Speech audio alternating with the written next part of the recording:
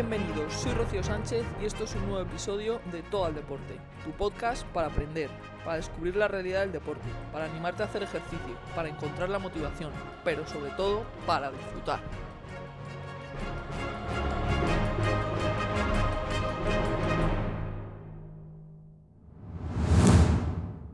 Bienvenidos a un nuevo podcast de Todo al Deporte. Hoy tenemos con nosotros a una persona que lo ha ganado prácticamente de todo. Es campeón del mundo con la selección española de balonmano, ha participado en los Juegos Olímpicos y actualmente dirige la Federación Madrileña de Balonmano.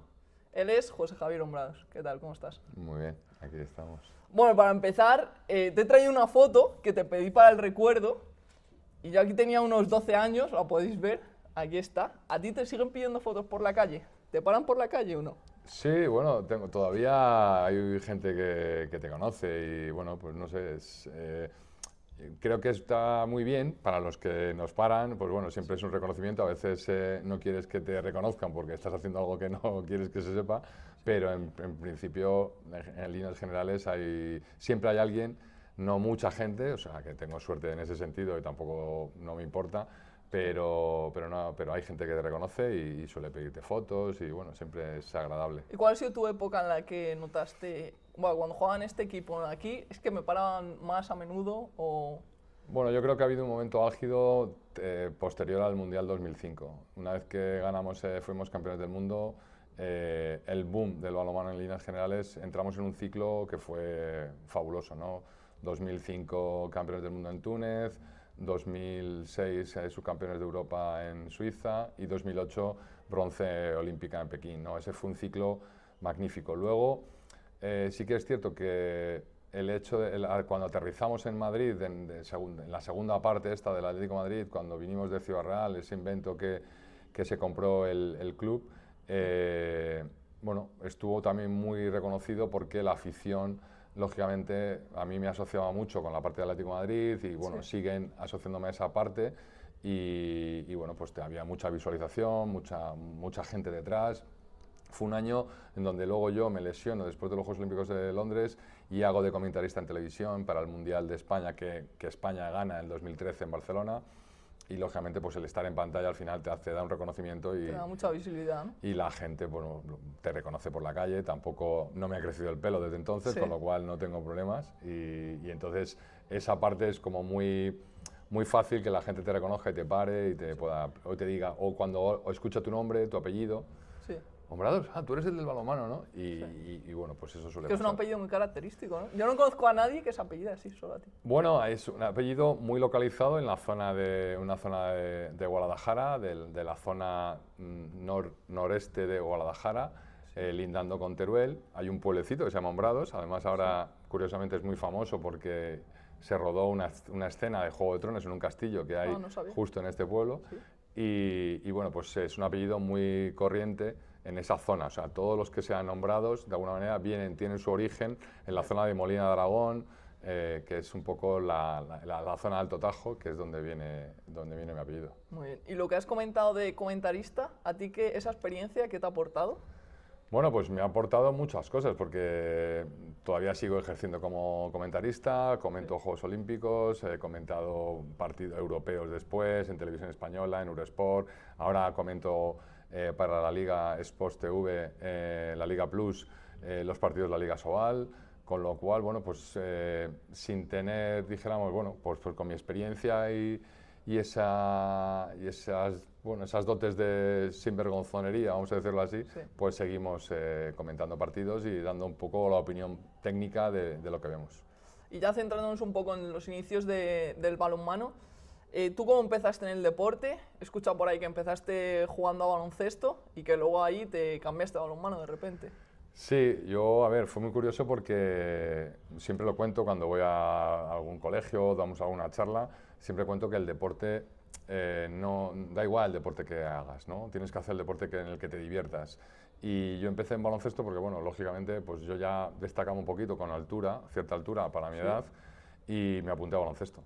Pero coincidía que los días del colegio de entrenamiento no eran los mejores para que mi madre viniera a buscarme, porque no vivía cerca del colegio, y y bueno, pues me cambiaba a balonmano, que era, pues baloncesto era martes y jueves y balonmano miércoles y viernes. Pues me cambiaba a balonmano porque me venía mejor. Sí. Y no había, mi casa no tenía ninguna historia, ni tenía ninguna tradición deportiva. Y nada, me cambié, empecé a hacer balonmano, me puse de portero, porque eso sí que me atraía desde el principio. Tú entraste el primer día y el primer día dijiste, yo quiero entrenar de portero. Sí, bueno, en aquel momento nadie quería ser portero. Claro, por eso. En aquellos Cuando eres tiempos, pequeño nadie se quiere poner. En aquellos tiempos nadie se quería poner de portero, ahora es diferente, ahora sí que la filosofía de la portería como que ha cambiado un poco. ¿Por qué? Y los niños son más proclives a poder ser portero, ¿no? Porque han visto el éxito de ciertos porteros, pues en balonmano como somos, podía ser yo y otros compañeros, sí. En fútbol ha podido ser Iker Casillas y otros jugadores, sí. Bueno, Cañizares, hay un montón de porteros en líneas generales que han triunfado, en otros deportes también, en waterpolo, en hockey. Bueno, yo creo que ahora está menos penalizado el ser portero. Antes era como que el portero es el que menos molesta. El que más malo es. Sí, y ahora has generado referentes, a lo mejor, con Iker, claro, contigo. Es el que menos molesta, ¿no? Antes era, bueno, sí. Este que no es muy bueno, pues bueno, porque no moleste, allí, ¿no? Sí. Y yo en aquel momento, a mí me gustaba. Entonces me puse directamente, me tiraba como podía, hacía lo que me gustaba. Y como nadie quería ser portero, pues al final aprendes más, porque estás más tiempo en la portería y eso es como, son clases extraordinarias. Sí, sí, sí, muy bien. ¿Y qué te aporta el balonmano que no te ha aportado otros deportes? A ver. Porque al final te quedaste, tú te cambiaste por los días, pero si sigues apuntado y llegas a 14 o 15 años y sigues con la misma pasión, algo te tendría que tener que te enganchó, ¿no? A ver, sigue con la pasión, hice 30 años, no solo por eso, por eso. O sea, más de 30 años, porque 30 años de profesional más todos los que hice antes de llegar a profesional, o sea, desde el año 82, del año 80 que yo empiezo a entrenar, en el año 90 soy profesional, ¿sí? 40 años de balonmano. Bueno, realmente lo que me enganchó del balonmano es que era un deporte donde yo creo que lo que engancha a cualquiera es que tú te sientes que las cosas creces, o sea, que creces, que vas haciendo algo y que te sientes mejor.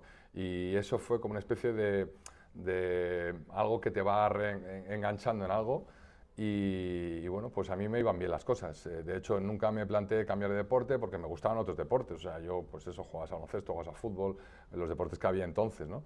Sí. Sí que tenía claro que la natación no era mi deporte, no me gustaba nada, pero, por ejemplo, otros deportes sí que me atraían, ¿no? Entonces, el problema era que me iba bien. Entonces llegó un momento en el que a mí me llaman a la selección junior, fui a una concentración cadete, fuimos campeones de España de cadetes con el colegio, con la Sagrada Familia, luego me llaman a una concentración de la selección junior estando en el colegio. Bueno, pues todas esas cosas, claro, te iban dando hasta el momento en el que el Atlético de Madrid llama a tu puerta y te ofrece un contrato. Bueno, pues en ese momento ya es como que ya es un túnel con una sola dirección, que es el balonmano, voy a jugar, voy a pelear por mi sueño y hasta aquí. Porque tú ahí, cuando entras en tus primeros años de balonmano, ¿soñabas con dedicarte a ello o solo era hobby? Imposible, nadie... No, tú empezaste el hobby. Yo me lo pasaba pipa y para mí lo más importante, a mí me castigaban quitándome el balonmano. Para mí lo más importante era jugar, disfrutar, estar con mis amigos y jugar. ¿Y a partir de qué año dices, bueno, a ver si me lo tengo que tomar en serio de verdad y esto ya salto a profesional? ¿Cuándo te llama por primera vez la selección española? Bueno, cuando me llama la junior, la primera vez era como algo que dices, ostras, parece que esto suena bien, parece que esto empieza a pitar un poco, ¿no? Sí. Cuando me llama el Atlético de Madrid, me ofrecen un contrato de 6 años y en mi casa dicen que no. ¿Porque cómo fue esa llamada? ¿Te llamó al colegio? No, llaman a mi casa, un entrenador se pone en contacto con nuestro entrenador y quieren hablar con nosotros. Entonces, quieren hablar con nosotros y bueno, pues el Atlético de Madrid habla con nosotros y nos ofrece un contrato, un papel con 6 años de contrato y con dinero que en aquel momento era muy interesante. Pero mis padres tenían muy claro que esto yo creo que hay que agradecérselo a ellos, que no querían que yo perdiera el norte de mis estudios por un contrato que nunca sabíamos cuánto podía durar, porque tú entras en una dinámica, al día siguiente te lesionas, te pasa cualquier cosa y estás fuera. Y entonces, hasta que no acabé mi selectividad, que fueron 2 años después, sí, más o menos, no me dejaron firmar con el Atlético de Madrid y yo al firmar, en lugar de 6, firmé 3 años. yo tengo una duda, por ejemplo, si te hacen un contrato de 3 o de 6 años, o los que sean, imagínate, 6 años, y de repente al tercero ya no rindes, ¿y los otros 3 qué pasa? ¿Te pueden echar? ¿O como ya has firmado 6, tienes que estar y te tienen en el banquillo? Bueno, los contratos tienen unas cláusulas de entrada y de salida. Entonces, si tú, por ejemplo, has cumplido con 3 y ellos quieren echarte, pues habrá un contrato, una indemnización, ellos tienen que pagarte el resto de contrato o un porcentaje del resto de contrato. Si te has lesionado, pues tendrás que cubrir el contrato hasta que te recuperes y vuelvas a jugar. Si tú te quieres ir, pues tendrás que pagar en relación a dónde te quieres ir. Si yo me quiero ir a mi casa y ya no voy a jugar más, pues a lo mejor puedes negociar y que nadie pague. Pero bueno, estos son Todo eso lo ponen en el contrato las negociaciones de cada uno, ¿no? contrato, sí. Vale, bien. Entonces, te llama el Atleti, tus padres dicen que no, y luego ¿cómo fuiste? Bueno, luego volvieron a llamarme, al año siguiente volvieron a llamarme, volvieron a decir que no, al año siguiente ya empezaron a dudar y al final De pusieron tantas como... llamadas dije, no, ahora hay que decir que sí, Por, alguna, por- ¿no? por condición, pusieron como condición que cuando acabara la selectividad, cuando yo cumplí 18 años, ya podía firmar, entonces yo empezaba mi universidad, estando ya en el Atlético de Madrid, pero mis padres decían, bueno, la universidad te la puedes tomar con más calma y te dedicas a la parte profesional. Estuve 3 años en Madrid, 2 años en el Atlético de Madrid, que todo el mundo conoce, luego un año que fue una comisión gestora, que fue el Atlético de Madrid Alcobendas, Sí. y luego al año siguiente ya me fui con 21 años al Teca de Santander. O sea que bueno, ya, claro, yo apuntaba maneras, Teca de Santander, fuimos campeones de la Liga, campeones de Champions, con 22 años y jugando minutos, bueno, pues ya fue una carrera que empezaba a tener visos de que iba a funcionar. Porque ¿cuál es tu mejor recuerdo, mejor experiencia del Atleti? Que dices, buah, esto lo tengo grabado y me acuerdo de toda la vida. A ver, a mí la experiencia del Atleti son experiencias muy fuertes de impacto, ¿no? De cuando llegas la primera vez al vestuario de Magariños, con grandes jugadores como Juanqui Román, Cecilio Alonso, Claudio Fernández, Chechurri Fernández, o sea, Claudio Gómez, perdón, o sea, un montón de jugadores que tú habías visto por la tele, relevantes, y estábamos allí todos en un vestuario como si fuera uno más, ¿no?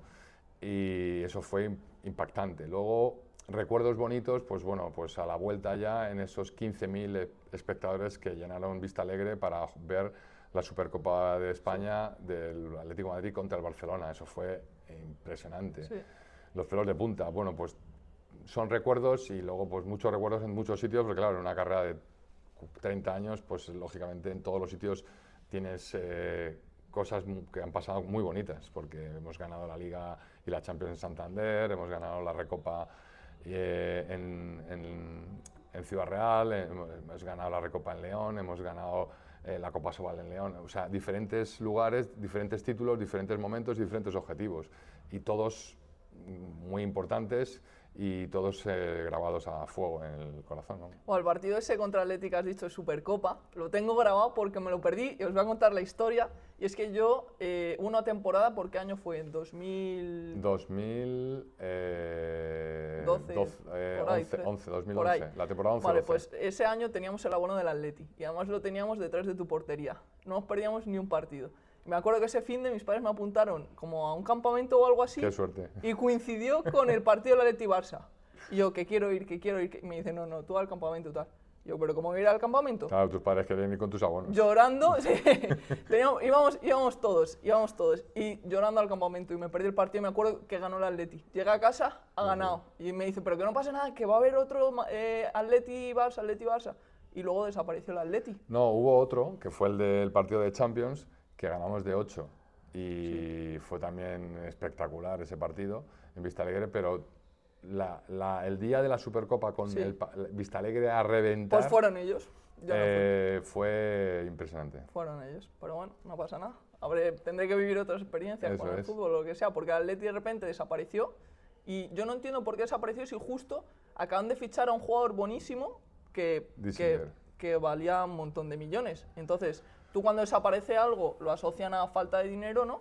Pero yo por lo que entiendo no debió ser ese motivo, ¿no? Bueno, hay una mezcla, ¿no? Porque la gestión del club era una gestión compartida entre lo que es el Atlético de Madrid y la parte que venía del club de Ciudad Real. Y bueno, pues ahí hubo ciertos problemas, cosas que saltaron a nivel económico, deudas, no porque no hubiera, o sea, intención de fichar sí que había, ¿Sí? de compromiso de fichar nuevos jugadores, pero luego salta en un momento una deuda. Y ahí hubo, bueno, pues, falta de comunicación, falta de entendimiento, falta de intentar arreglar las cosas. La cuestión es que económicamente no se pudo resolver la situación y las partes decidieron romper y automáticamente bueno, pues quedamos sin equipo. Yo estaba de vacaciones y nos llaman diciendo, oye, que no hay equipo, así que buscaros la vida que no hay equipo. ¿Y cómo fue eso? De repente llega no sé quién al vestuario y os dice, bueno, que No. sois el de los mejores equipos, sino el primero o el segundo de la liga, de lo mejor de todo el balonmano, y os dicen, bueno, que no hay equipo. Y está un equipo contigo. A mí me encantaba Julen Aguinagalde, de pivote, me encantaba. Entre Ríos también, que era un referente, y un montón de jugadores internacionales. Lazarov era mi favorito también, no sé quién más había por ahí. Pero yo me acuerdo de esos, los tengo grabados. Claro, esa gente, como dices, que de repente no tienen equipo. Bueno, la gente, a ver, eran grandes jugadores y luego todos tuvieron oportunidades deportivas muy fuertes y de hecho todos están vinculados. Ahora el 90% son entrenadores. Sí. Y bueno, yo en mi caso me fui a Qatar. O sea, yo fui un año que estuve jugando en Qatar, bueno, estuve en el Líbano, estuve en Alemania, estuve en Qatar. Fue un año de mucha maleta hacer y deshacer, pero bueno, también fue una experiencia. O sea, que al final... además habíamos acabado de ganar la Copa del Rey. Nosotros habíamos ganado la Copa del Rey este año y justo en las vacaciones nos dicen que el equipo no continúa.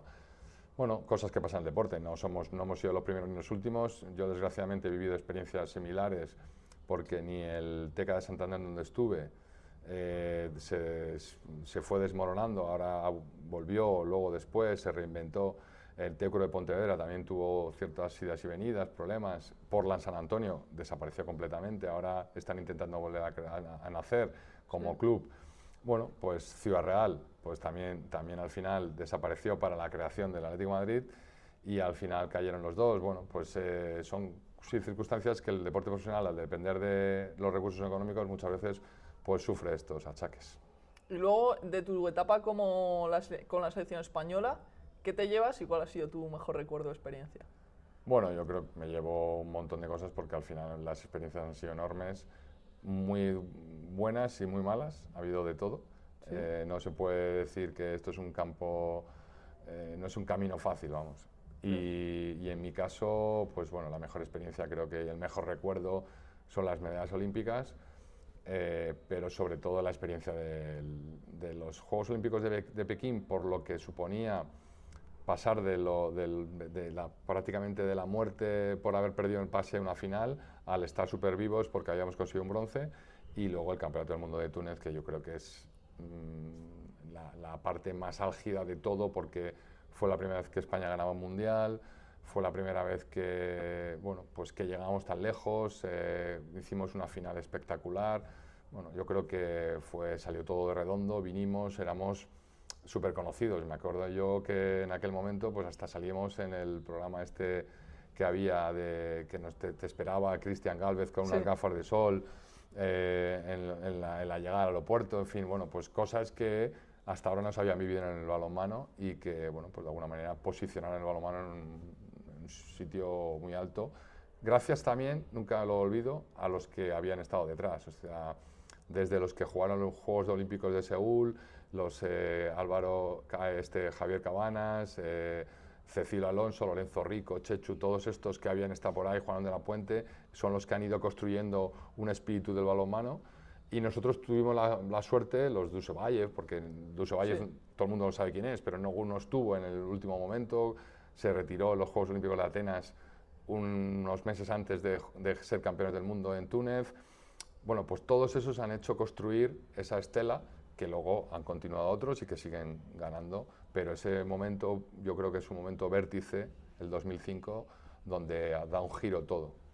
Pues yo quiero que nos cuentes también un poco cómo son los Juegos Olímpicos y qué hay allí dentro. Vosotros cuando llegáis, ¿vais concentrados en lo vuestro, tenemos que ir a ganar, o vais ahí a ver si veo a Rafa Nadal, a ver si veo a Pau Gasol, a ver si vais también como fans o como... Todo el mundo va como fan. A los Juegos Olímpicos la gente va, a ver, cuando vas a los primeros todo es nuevo, todos son famosos alrededor, ves a Usain Bolt en el comedor, ves a Pau Gasol en tu apartamento, coincides con él en el ascensor o vas con él en el avión. Esto es... y bueno, pues eso ya al final te vas acostumbrando y los consideras como parte de tu equipo. Al final el equipo olímpico español, cuando está concentrado en la Villa Olímpica, es un equipo. independientemente de que seamos varios deportes, al final es un equipo y todo el mundo te pregunta, ¿qué tal ha ido? ¿Cómo tal? Todo el mundo está preocupado de ti y es una experiencia buenísima porque bueno, pues que te sientes partícipe y ellos de lo tuyo, es decir, tú te sientes importante porque Pau Gasol te pregunta qué tal ha ido el partido. Ya, sí. O Rafa Nadal, si coincide, o sea, yo creo que estamos hablando de personas muy referentes. Me acuerdo de Carolina Marín en los Juegos Olímpicos de Londres, que todavía estaba empezando a nacer como artista, dijéramos, puntero en su deporte. Y bueno, pues era muy tímida y poco a poco, pero bueno, el equipo olímpico te arropa y todo va y todo va muy bien, ¿no? Siempre. Entonces, bueno, pues es una experiencia que yo digo que que no se puede pagar por vivirla. Sí, porque es que aunque seas multimillonario, no puedes vivir a no ser que seas deportista de alto rendimiento y te clasifiques y vayas pasando rondas y estés ahí, ¿no? Ese es el gran secreto de los juegos y la gran virtud. Es decir, por eso todo el mundo quiere estar en los juegos, por eso es tan difícil estar en los juegos. Y aunque luego cuando pasa la historia dices, yo nunca pensé que iba a ir a los juegos, obviamente, ¿no? Sí. Pero luego, pues el haber tenido la suerte de estar y encima haber conseguido premio, porque luego ya una vez que estás en los juegos, Sí. hay diferencia entre el que viene con medalla y el que no viene con medalla. Claro. Y es algo claro, que desde fuera, bueno, cuando lo consigues es como, vale, ya lo he conseguido, ya estoy tranquilo, ya he conseguido mi objetivo, pero hay 4 años detrás de muchísimo trabajo, de muchísimo sufrimiento, de muchísima pelea, y no todo el mundo tiene premio, es decir, solo hay 3 medallas. Bueno, pues esa es un poco la importancia y por eso la relevancia y para mí lo grande de los Juegos. ¿A ti te hacía algún jugador especial ilusión de algún deporte, algún deportista? Llegar y decir, "Buah, ojalá me encuentre en el pasillo", ¿o no? Sí, pues por ejemplo, mis primeros Juegos Olímpicos estaba Indurain.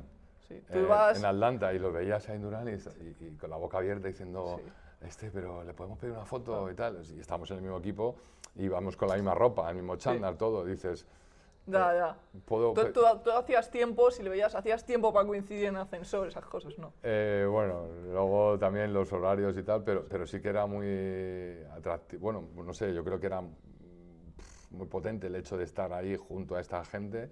Luego, pues eso, la familia real también, que siempre está en los juegos, está muy cerca, pregunta a todo el mundo, bueno, pues conoces o la ilusión que te hace cuando vienen unos, o las chicas de gimnasia, por ejemplo, cuando venían en Atlanta con la medalla de oro colgada del cuello y toda la Villa Olímpica haciendo un pasillo, en fin, bueno, pues esos detalles son muy importantes, aunque luego pasan muy rápido y bueno, pues luego quedan para nuestra memoria, sí, eso. Bueno, y luego el balonmano subió un poco, pegó un pequeño boom, pero luego el fútbol al final en nuestro país, en España, es el deporte reina, dio un boom también con el Mundial del 2010 y surgió el fútbol sala también, que creció bastante.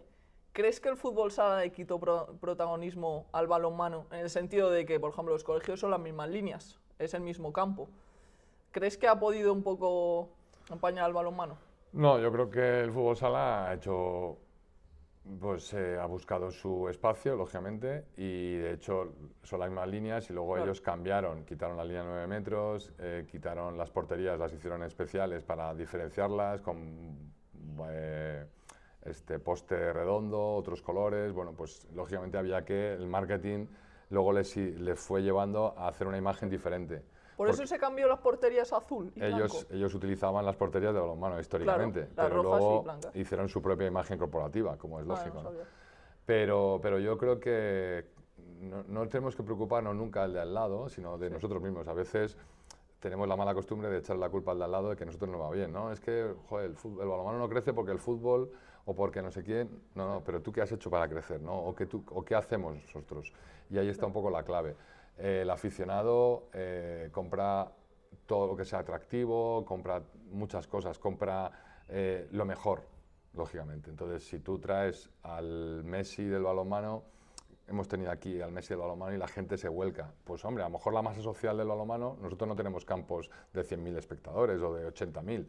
Tenemos campos de 10.000, de 7.000, de 5.000, de 2.000. Y entonces ahí es donde está nuestro kit, ¿no? Y yo creo que preocuparnos de los demás es una tontería, creo que tenemos que preocuparnos de nosotros mismos y el balonmano está en una buena posición, o sea, es reconocido, en España es un deporte reconocido, que podría haber más practicantes, bueno, en España es que se hacen muchos deportes, muchísimos, somos muy deportistas y practicamos muchísimos deportes, el fútbol es muy grande porque es un deporte como muy accesible, donde en cualquier sitio puedes jugar con un balón, que se inicia con edades muy tempranas. En otros deportes, esas edades todavía, el desarrollo técnico coordinativo de los niños es mucho más limitado y es más difícil engancharles. Sí. Pero bueno, esto es una cuestión ya diferente, pero que el balonmano goza de buena salud, que podría estar mejor, lógicamente, y que tenemos que aspirar a mejorar nuestras ligas profesionales, que son un poco la referencia de los más pequeños. Y luego, de capacidades físicas que tiene el balonmano, tema flexibilidad, yo no entiendo cómo los porteros podéis subir la pierna tan alta. ¿Eso lo has desarrollado desde pequeño o se nace con ello o lo has tenido que ir entrenando para mantener esa flexibilidad, ¿no? Eso se entrena y se trabaja desde pequeño. La flexibilidad era constantemente flexibilidad y yo no era de los más flexibles, pero luego al final acabas haciéndolo, ¿no? Y bueno, luego ya lo sigues haciendo, incluso lo podemos hacer ya de mayores, casi lo podemos hacer de mayores, ¿no? Pero bueno, es algo de entrenamiento. ¿Y es algo específico? O sea, ¿los porteros tenéis trabajo específico de flexibilidad? Sí, todos los porteros tienen un trabajo específico en cualquier deporte y en balonmano obviamente también. Lógicamente la flexibilidad es fundamental por la velocidad del gesto, de tener que parar los ángulos bajos. Bueno, luego también hay estilos, no todos los porteros tienen, aunque la flexibilidad siempre es buena para no lesionarte. Porque luego, ¿tú qué valoras más? ¿Un portero que ocupe mucha portería, pero poco ágil o poco flexible? ¿O uno que sea más bajito, pero muy flexible o muy ágil? ¿Tengo que elegir? Sí. Si tienes un equipo y tienes que escoger uno, ¿cuál te parece que tiene mejor perfil? A ver, el que es grande, cuanto más grande, o sea, la capacidad antropométrica, el tamaño grande, cada vez está más estilado en el deporte, ¿no? En el balonmano en general. Porque, sobre todo en los porteros, porque con buenas posiciones, en el momento en que tácticamente te coloques bien, te sitúes bien, ya tienes mucho ganado ante un lanzamiento. Los jugadores son muy buenos y colocan el balón en la esquinita, pero cuando tú estás colocado y tienes una gran envergadura, tu necesidad de movimiento no es tan grande y la flexibilidad y todo eso es fundamental, pero si tengo que elegir vale, pues uno grande al que yo pueda enseñarle cómo colocarse. Que no tenga que ser tan ágil, porque un portero más pequeño tiene que ser más ágil, más inteligente, más rápido, o sea, tiene que tener muchas más habilidades y a lo mejor los dos tienen el mismo rendimiento, pero es más completo un jugador más pequeño a lo mejor. Y luego, no entiendo por qué en el baloncesto no se marca la jugada. Por ejemplo, en baloncesto vas votando y dices 2 arriba, tal, y es una jugada. Yo en balonmano, no sé, pero ¿por qué lo decís con la voz? No, pero yo nunca veo hacer números a los jugadores de balonmano, ni nada. Se hacen gestos, se marcan jugadas o se pueden hacer números. No tiene tanto libro de jugadas, porque el baloncesto tiene un libro de jugadas. Tú vas a jugar contra un equipo profesional y tienen un cuaderno que es así. En balonmano no es necesario. Hay unas jugadas ya marcadas, no sé, 8 o 10 jugadas, y de esas jugadas tienen variantes. Y esas variantes, pero no tiene que estar en un libro, están en la cabeza de los jugadores.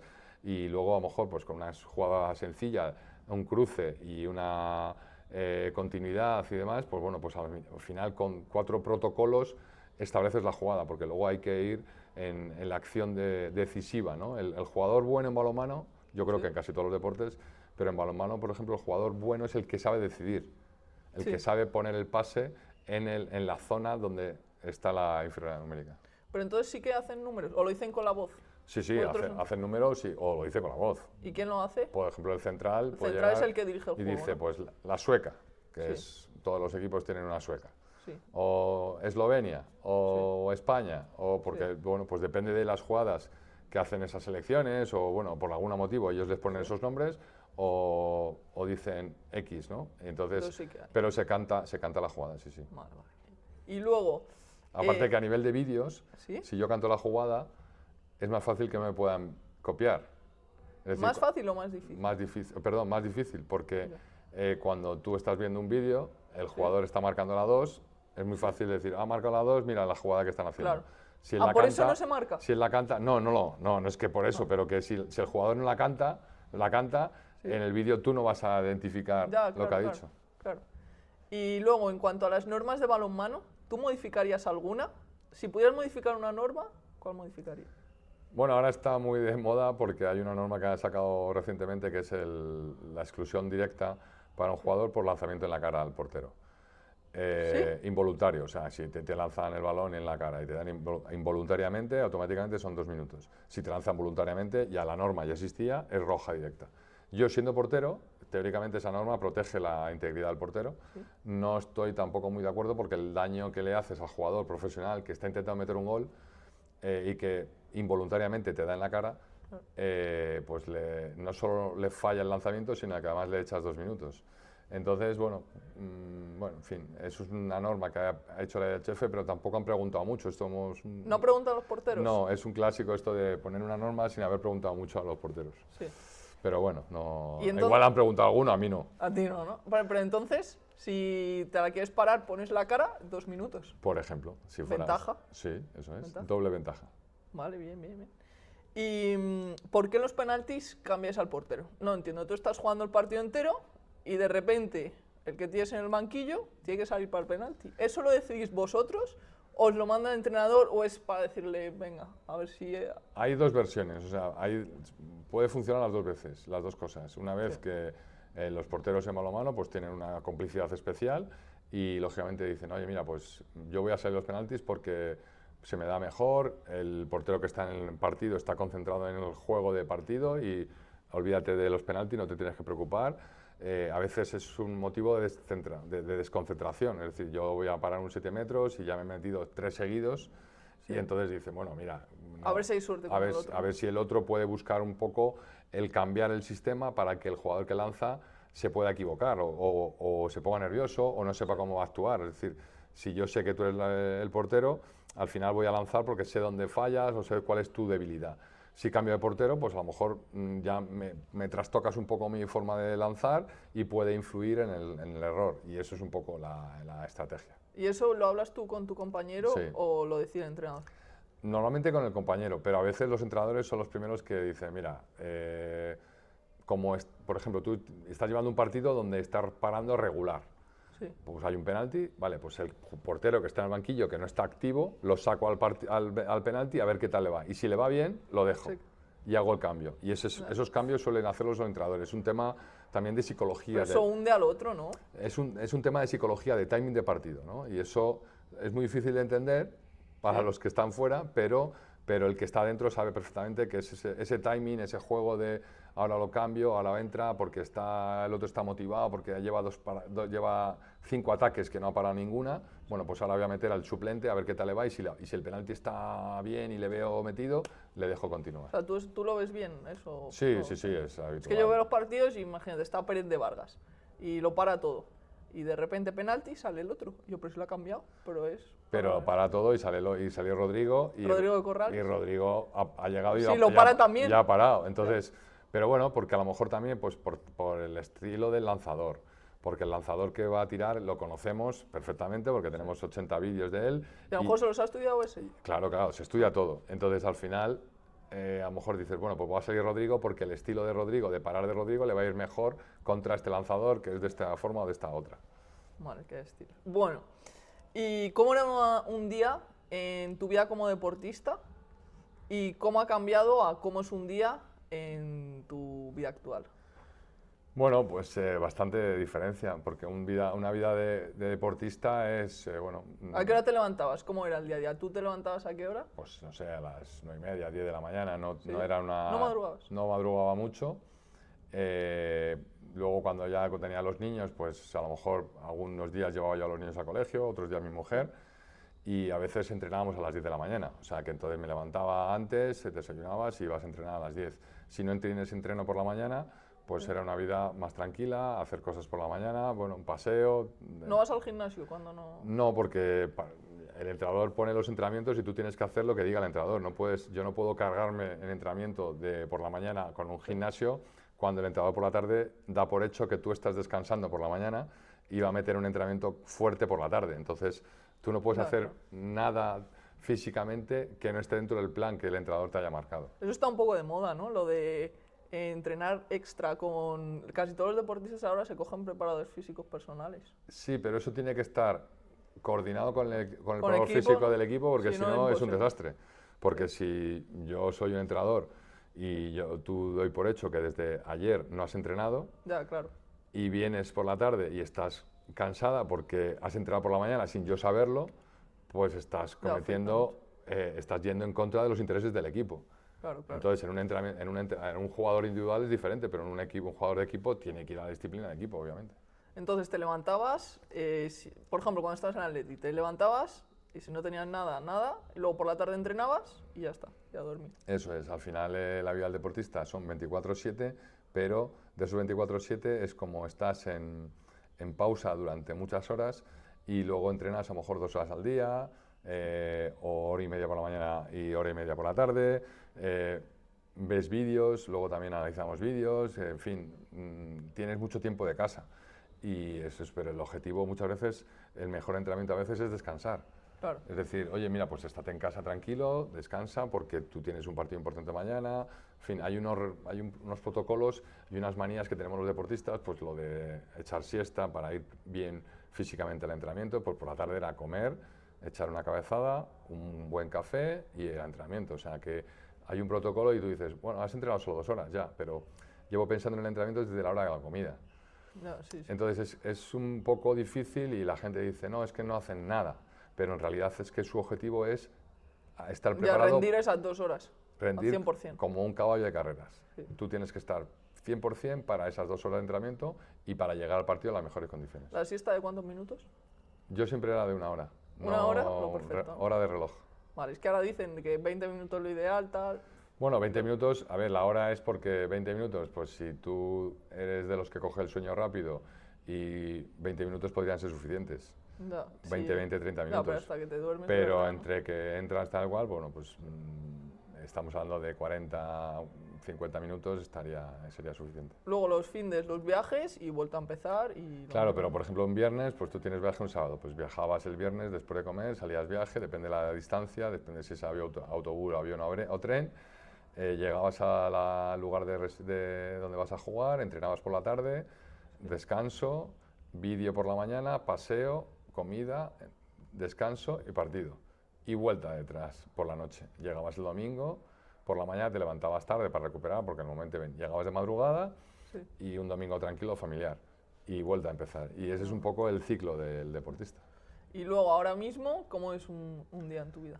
Pues ahora mismo es levantarme 7:30, 8 menos cuarto, un café a la oficina y prácticamente pues de 8:30 a 9 a 5:30 a 6, 6:30 a 7, oficina, luego un poquito más, 8:30 ordenador, 9 tal, cena, dormir y hasta el día siguiente. Sí, desde las 7 de la mañana hasta las 9 estás ahí sin parar, con Siempre. el ordenador. Al final dejas de estar en la oficina, vas a casa, estás un poco de descanso, pero vuelves a coger ordenador, vuelves a gestionar cosas que tienes pendientes, cenas, haces un poco de sofá, algo de ordenador y a dormir. Y básicamente esa es la semana, pasan muy rápido y bueno, pues es la vida en la vida laboral es totalmente diferente. Bueno, bien, bien. Y luego, por último, antes de pasar a las preguntas rápidas, ¿por qué recomiendas a los niños apuntarse a balonmano? Bueno, yo creo que es el deporte más completo que existe en cuanto a todo lo que tienes que tocar, ¿no? O sea, hay deporte de contacto, deporte de velocidad, deporte de fuerza, deporte de salto, deporte de equipo, deporte de compartir experiencias como otros deportes, deporte de honor, porque al final hay un contacto y hay un respeto de los demás ante ese contacto. Y bueno, pues tiene como una especie de aglutina mucho, ¿no? Yo creo que son deportistas con físicos muy equilibrados porque sí que es cierto que hay un brazo fuerte, pero luego pues a nivel coordinativo tienes que coordinar las dos partes, izquierda, derecha, o sea, el movimiento general.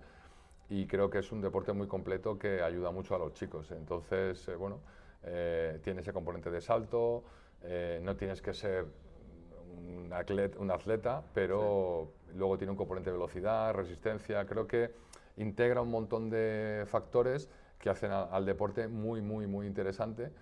Y bueno, pues al final un deporte también de dureza, ¿no? Es decir, ese contacto y ese sufrimiento, ese aguantar no sé, un manotazo en la cara o un golpe en el hombro, Sí. siempre es importante saber asumirlo y creo que es un deporte, bueno, que animaría a cualquier niño a que lo hiciera porque la realidad es que lo van a disfrutar. Y luego también, pues, muy satisfactorio porque metes goles. Sí, que es dinámico. Es dinámico, sí, al final, pues los porteros triunfas, estás protegido, tienes 6 metros de protección, o sea que un portero no es un portero que va al uno contra los jugadores, sino que es otro tipo de gestión. O sea, quiero decir que, bueno, pues para mí creo que lo tiene todo. Bueno, ahí lo dejamos. Y ahora pasamos a las preguntas rápidas, que respondas con lo primero que se te ocurra. Y nada, a ver qué tal. Jugador con el que te hubiera gustado compartir vestuario, que no lo has hecho. De balonmano, Sí. entiendo. Bueno, pues Es que has jugado con casi todos, ¿no? he jugado con muchos, sí, pero sí que hay algún jugador con el que me hubiera gustado compartir vestuario y estaba dándole vueltas, pero porque hay alguno por ahí que se me escapa, pues por ejemplo con Nikola Karabatic, que siempre me han hablado muy bien de él y nunca ha llegado a compartir vestuario. Jugador que ves ahora que en la cantera o no sé si ves partidos de categorías inferiores, que ves que vaya a tener éxito. Dices, uff, este es promesa. A ver, es que, bueno, es muy difícil pero hay jugadores, bueno, nosotros tenemos en la Federación Madrileña, tenemos jugadores que tienen unas papeletas para funcionar y para llegar lejos. Sí. Lo que pasa que, bueno, dar un nombre así alegremente es un poco Es arriesgado. apostar demasiado, ¿no? No, y aparte ponerle demasiada presión. Ya, Yo soy sí, de los sí. que pienso que si a un niño ahora yo doy el nombre que va tal, Ya, sí. Ya va a decir, hombre, has dicho a mí. no, y sobre todo que va a ir en contra de él, porque es como meterle una presión añadida sí, que no sí, sé. vale, entiendo. Yo sí que es cierto que de lo que hay a lo mejor ya profesional, Sí. Pero que tú tienes uno en la cabeza que Sí, dices, sí. yo tengo apostaría por tengo varios de los que he visto, porque al ser presidente de la Federación Madrileña también tengo la suerte de poder verles jugar y hacer las cosas bien, ¿no? Y hay jugadores que tienen, bueno, pues mucho potencial, porque físicamente tienen condiciones, porque han llegado lejos, tienen carácter, porque están haciendo las cosas bien, ¿no? Y bueno, ahí están y tienen que seguir correr. Aparte, uno es hijo de un amigo y es jugador con el que he compartido vestuario. Sí. Ahí lo dejo. Bueno, ya él sabrá quién es. Bueno, ¿a qué dar más importancia? ¿A ganar los Juegos Olímpicos o a ganar un Mundial? Buena pregunta, esa es telita. Pero, a ver, yo le daría mucha más importancia a ganar un mundial, ¿Sí? a unos Juegos Olímpicos, porque no lo he conseguido nunca. He conseguido ganar un mundial, Sí, pero unos Juegos Olímpicos sería una medalla de oro olímpica, es algo supremo. Pero ¿qué diferencia? Porque en el Mundial te enfrentas a todos los equipos y los Juegos Olímpicos también, ¿no? A todas las selecciones. Sí, en el mundial la diferencia es que el número de equipos que hay en unos Juegos Olímpicos es un poco más reducido. Los grupos. Entonces, pero en el mundial es más abierto, un poco, bueno, hay más. Hay más al competencia, final, entonces tiene más nivel sí, pero al el final, Mundial, ¿no? sí, lo que pasa es que al final, en tanto los Juegos Olímpicos como en el mundial, acabas peleándote con los europeos. Ya, sí. Que al final un europeo casi es lo mismo. Entonces, mi mundial, por ejemplo, donde nosotros fuimos campeones frente a Croacia, Francia fue tercera. Ya, lo estoy- Entonces, España, Croacia, Francia. Todos los mundiales hay bueno, pues equipos o sea, que no son europeos, los sudamericanos, tanto Brasil como Argentina, como la parte de los africanos, Túnez, Egipto, en Asia podríamos decir que Corea. Fuera de esos países es muy difícil competir contra los europeos. Entonces, al final, Dinamarca, Francia, España, Croacia, Alemania son los, dijéramos, previsibles que van a estar en el top 3 de todos los campeonatos. Vamos, que al final hay el mismo nivel en prácticamente un europeo, un mundial o unos juegos. Sí, el europeo es el más difícil porque es donde más equipos europeos entran y es donde más sufres. Pero no es porque al final siempre están los de arriba, porque el nivel altísimo, tanto de Dinamarca, Francia, España, y los que acabo de decir, es tan alto que sigue siendo muy difícil llegar arriba.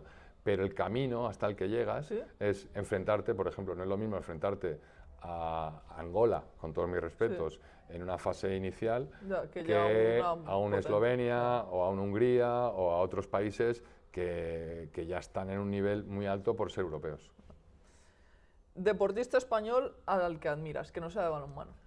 Que sea como un referente o que digas. Siempre he puesto estos dos ejemplos, además Rafa Nadal y Pau Gasol para mí lo tienen todo. O sea, yo creo que, bueno, no descubro nada, pero sí que es cierto que he tenido la suerte de conocer a Rafa, no muchísimo, no la haya Dios como quien dice, ¿no? Pero siempre me ha transmitido valores muy fuertes, ¿no? Y de tener las cosas claras, con principios, de no ser no sé cómo decir, ir a la corriente más favorable, sino siempre tener personalidad y tener, dijéramos, defensa del valor, ¿no? Defensa de los valores que ha transmitido, ¿no? Y esta parte pues es muy fuerte. Y Pau Gasol, yo creo que ha crecido enormemente como persona en todos los sentidos, es un referente en todos los sentidos, lo ha demostrado, él además es una persona discreta. Bueno, yo creo que también es muy relevante su posición y su postura, y luego, bueno, pues el hecho de que sea tan conocido, pues lógicamente es un mensaje que cala. Pero, bueno, son personas además que tienen la suerte de poder creer y crear proyectos para la mejora de los demás. O sea, Pau Gasol, su fundación, todo lo que supone, creo que es, vamos, una persona referencial en todos los sentidos en nuestro país. Una ciudad que recomiendas visitar, tú que has tenido que viajar por muchos países. Pues Beirut. No está en el mejor momento, ahora con toda la movida que hay en Middle East, pero Beirut es una ciudad muy cosmopolita, intercultural, y que recomiendo a todo el mundo por lo que supone vivir las diferencias, el orden de las diferencias, ¿no? Es como una ciudad que vive 24 horas y lógicamente hay una crisis económica y una guerra, vamos, casi no dentro, pero casi dentro de, muy limítrofe, pero Beirut a mí me sorprendió enormemente en buen sentido, en sentido positivo. ¿Y ejercicio de gimnasio favorito?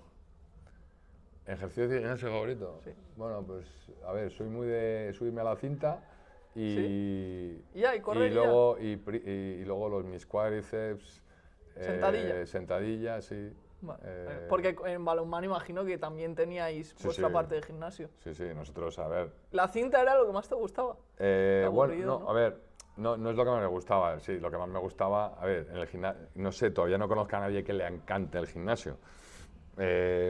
Otra cosa es que tú sepas que lo que haces en el gimnasio es bueno para ti y te va a ayudar, ¿no? Entonces, yo he entendido que siempre es la necesidad de estar bien, hay que pasar por el gimnasio. Pero bueno, correr no me desagrada, no he sido tampoco nunca un grandísimo corredor, pero correr no me desagrada, entiendo que además me viene bien y es necesario. Y luego, pues la fuerza de piernas para un portero siempre ha sido fundamental, o sea, todo lo que es la parte de sentadillas, cuádriceps, bíceps femoral, todo eso, hay que trabajarlo mucho, y he tenido la suerte de que, bueno, pues no me ha ido mal en ese sentido y bueno, pues es lo que más trabajo. Luego brazos, no he sido, por ejemplo, el pectoral no es mi favorito, y poco más, o sea que también te digo que son 4 rutinas las que utilizo y con eso me mantengo. Bueno, bien. Bueno, pues con esto vamos a ver el salto, a ver cuánto saltas y vamos a ver cómo estás en el ranking. A ver, tienen que valorar mi edad, o sea, hay que hacer la ecuación edad-salto, o sea, no me comparen ahora con uno de 15. Claro. Bueno, venga, ahora volvemos. Bueno, lo tenemos. Tan. Jota, ¿no? Sí. José Javier Hombrados ha saltado 31,89. ¿Qué tal? ¿Cómo lo ves? Pues para ser tan viejo no está tan mal. Bastante bien, ¿no? No está mal. Bueno, ¿algo más que añadir? ¿Algo que quieras contar? Pues nada, que cuando pasen los mismos años que desde la foto esta, nos volvemos a ver. O cuánto vamos a tardar. Cuando quieras. Por lo demás, todo bien, nada, ha sido un placer, así que encantado y que nos vean muchos. Pues nada, espero que os haya gustado mucho este episodio. Muchas gracias por compartir tus experiencias y por haberme dicho que sí a este podcast. Y nos vemos en el siguiente episodio de Todo al Deporte. ¿Vale? Chao.